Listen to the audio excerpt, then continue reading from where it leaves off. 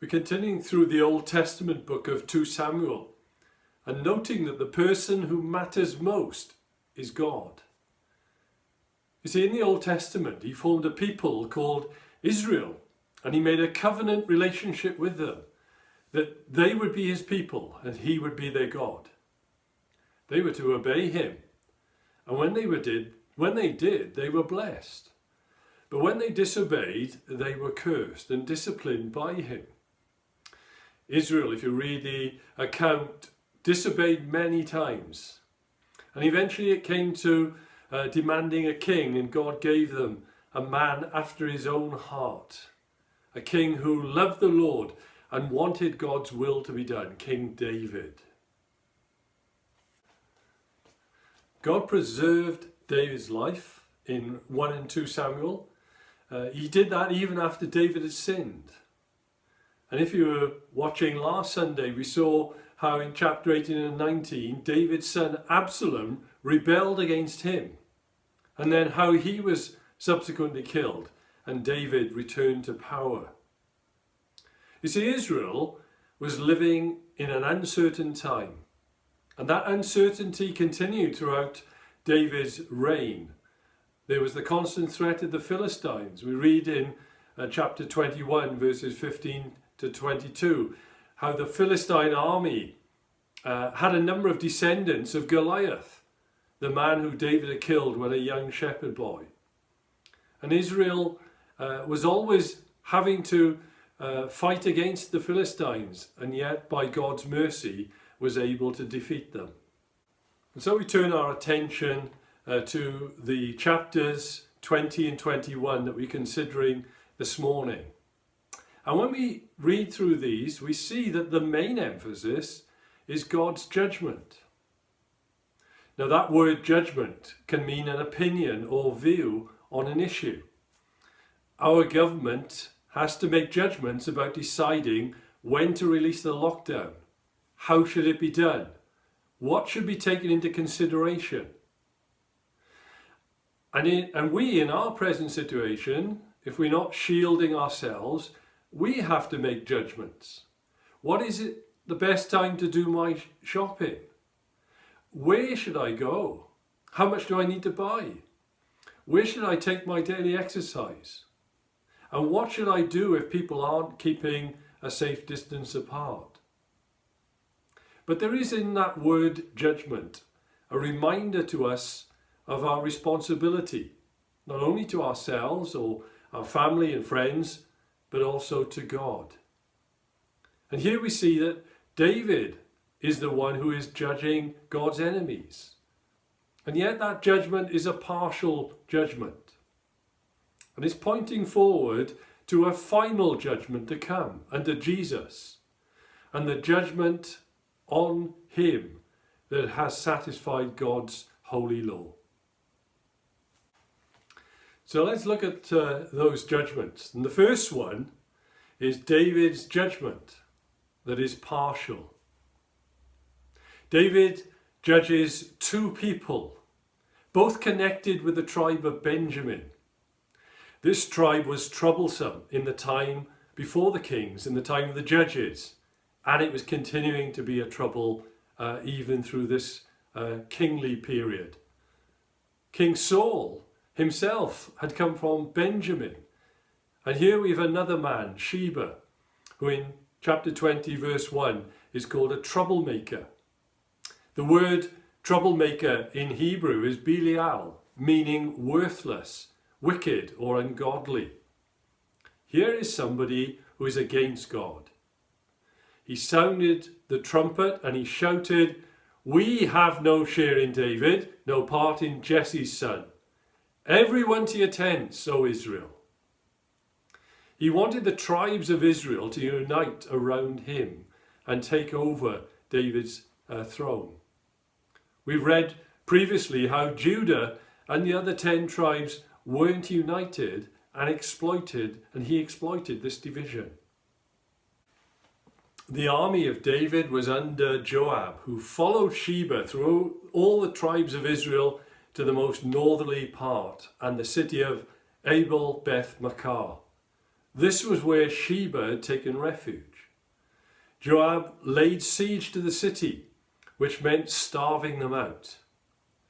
A wise woman of the city spoke with Joab, and she questioned him as being bloodthirsty, in contrast to them who were peaceful and faithful.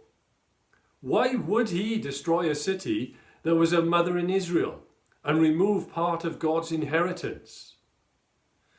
Joab's response was he only wanted Sheba, not their destruction. And so the woman said that he would have Sheba's head. And so that's what happened. Sheba's head was thrown down to Joab. And so David had quelled Sheba's rebellion. Then in chapter 21 we read Israel experienced a famine that lasted 3 straight years. Famines were part of the curses that God had promised would come against Israel when they failed to obey him. David knew he needed the Lord. He needed to know why this famine had come. And so he prayed. He turned to the Lord for an answer. And the Lord answered David, saying it was due to Saul and his blood-stained house or family. In the past, the Gibeonites, who weren't an Israelite tribe, they were Canaanites who had been there in the land, they had tricked Israel into not killing them when Israel first came into the promised land through Joshua. And Joshua had made an oath with them that they could live permanently in the land. Years later, King Saul tried to exterminate the Gibeonites, killing many of them. But David asked how justice could be satisfied so that God's inheritance, Israel, wouldn't die out. 7 of Saul's descendants had to be killed at Gibeah. That was their answer. David didn't choose Mephibosheth, Jonathan's son, because of the oath that he'd made to Jonathan. You see, what really mattered to David was his word, and he wanted that to be kept. 7 others, though, who were descended from Saul were given, and they were taken and killed, and then exposed on a hill at the first days of the barley harvest. David took Saul and Jonathan's bones and the bones of the 7 and buried them in the tomb of Saul's father. The famine that God sent as a judgment came to an end. But then secondly, we see Jesus' judgment that is final. In these 2 stories, we've seen how God's king was given the task of bringing justice for God, for Israel, and even for those who were living in the land, who didn't belong to Israel as such. And that points us to Jesus and to his final judgment. You see, the world is oblivious to all of this, but all the kingdoms of the earth are one day going to end, and they will all come to bow the knee to Jesus. The day of the Lord is when he will return and bring an end to wickedness and sin. The reading that we had earlier from 2 Thessalonians chapter 2, it deals with this time between Jesus' return to heaven and then his future coming again as judge. And Paul wants those who believe to not be deceived by any others who come in the interim. People a bit like Sheba, or like those in the lifetime of Paul's first readers, like Nero or Domitian. Or even in our time, those people who come claiming they're the Messiah. All these are anti-messiahs or antichrists. And they lead people away from God and away from the truth. But then secondly, we see Jesus' judgment that is final. In these 2 stories, we've seen how God's king was given the task of bringing justice for God, for Israel, and even for those who were living in the land, who didn't belong to Israel as such. And that points us to Jesus and to his final judgment.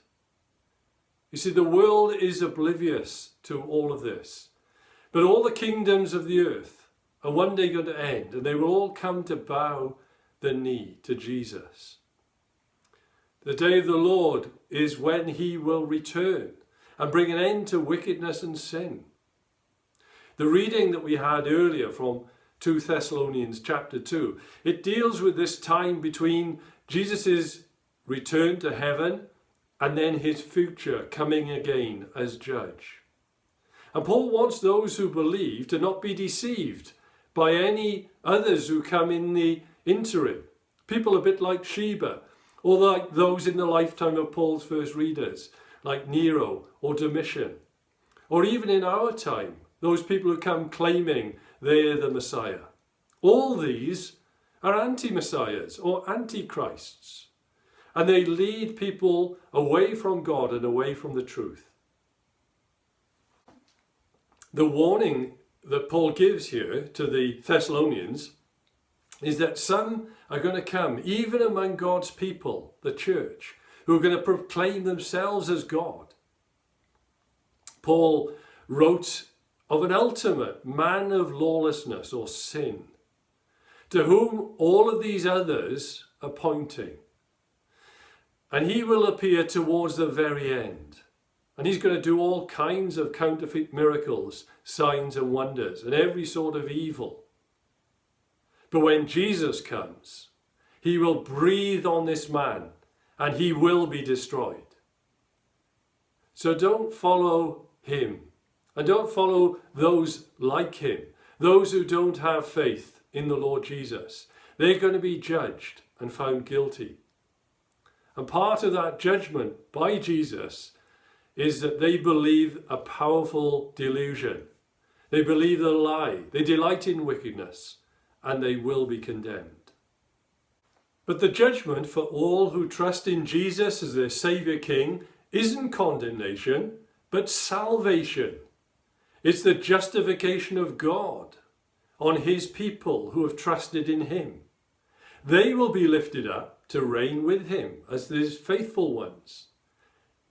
Yes, in the world's eyes, they may have had very little, but they inherit all things that belong to Jesus. And he welcomes them. They're brought into his house to spend eternity with him. It's his kingdom that is secure, and that won't ever be threatened. So we've seen how judgment through David has been partial. How judgment in Jesus is going to be final. And then thirdly and finally, the judgment for believers is at the cross. If you see yourself as acceptable to God in the way that you live your life, when you reach Judgment Day, you will find you're in the position of Sheba. You haven't seen yourself as a sinner, and you're going to be condemned. You see, no one can save themselves from God's judgment. It isn't the fact that we say or do things that aren't 100% correct.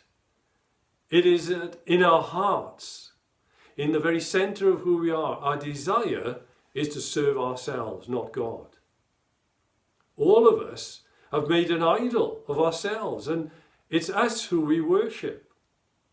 And that means that the very best person alive has a righteousness that is just as filthy rags.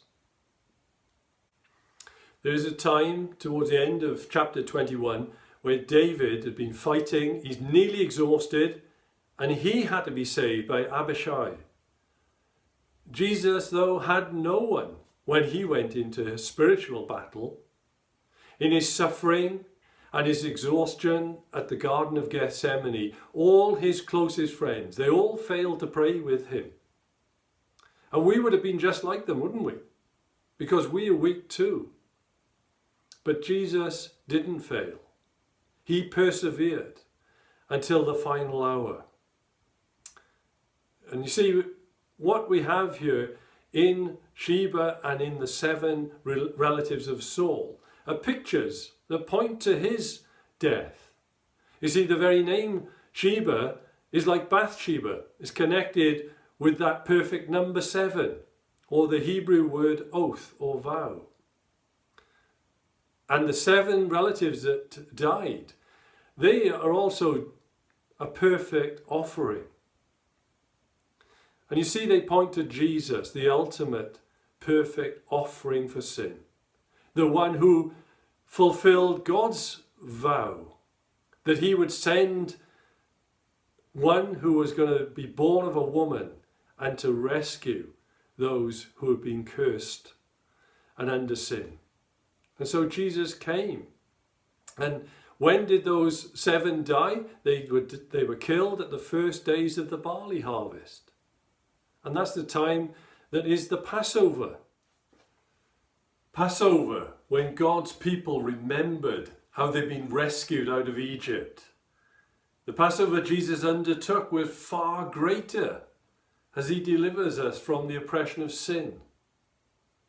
You see, to have a share in David and his tent is to have Jesus' inheritance, his right to be in God's land. And this is his eternal blessing for his people, to be joined with him as one of his descendants. All his blessing comes because of what he did at the cross, when as the substitute sacrifice, he was given in our place. Jesus died outside of God's city on top of a hill. He was exposed there, shown to all the world that God had provided salvation in his Son. And so God there condemned sin in him. And so he is the way out for us, the exodus that leads to abundant life. When Jesus cried out, "Father, forgive," he prayed for all who need to be forgiven. Jesus died, he was buried, but unlike Sheba and the 7, he was raised. And now he's waiting for the appointed time to return and consummate his kingdom. Believers know that when he comes again, he won't come as their condemning judge, but as their saving judge. In 2 Corinthians chapter 6, verse 15, Paul wrote to the church, what harmony is there between Christ and Belial? What does a believer have in common with an unbeliever? If you believe, then live for Jesus. Don't follow the rebellious liar or the way of the unbeliever. And if you aren't trusting in him, think seriously about the fact that there is a coming final day of judgment. You know, it's not going to be like the situation we're in where leagues and tournaments have all been abandoned or may not ever reach a result. This coming day is certain. How will you stand on that day? It is only in Jesus that you can. And God desires you to be there. And this is why Jesus is our only hope. You've got important judgments to make today and tomorrow and the next day. But this judgment is more important than any of those. May we all know his judgment is for salvation and that today we belong to him.